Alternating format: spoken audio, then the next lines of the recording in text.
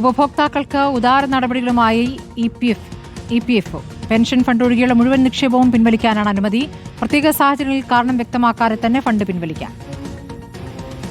കേന്ദ്ര തൊഴിൽ മന്ത്രി മൻസുഖ് മാണ്ഡവ്യയുടെ അധ്യക്ഷതയിൽ ചേർന്ന EPFOയുടെ കേന്ദ്ര ട്രസ്റ്റി ബോർഡാണ് നിർണായക തീരുമാനമെടുത്തത്. നിക്ഷേപം പിൻവലിക്കുന്നതിന് 3 വിഭാഗങ്ങളിലായി ഉണ്ടായിരുന്ന 13 വ്യവസ്ഥകൾ ഒഴിവാക്കാനാണ് തീരുമാനം. ജോലി ലഭിച്ച് 1 വർഷമെങ്കിലും സർവീസ് ഉള്ളവർക്കാണ് ആനുകൂല്യം ലഭിക്കുക. തൊഴിലാളികളുടെയും തൊഴിലുടമകളുടെയും വിഹിതത്തിലെ അർഹമായ ബാലൻസിൽ നിന്ന് 100% പിൻവലിക്കാനാണ് അനുമതി. പ്രത്യേക സാഹചര്യങ്ങളിൽ പണം പിൻവലിക്കുമ്പോൾ കാരണം വ്യക്തമാക്കണമെന്ന നേരത്തെയുണ്ടായിരുന്ന നിബന്ധനയും ഒഴിവാക്കി.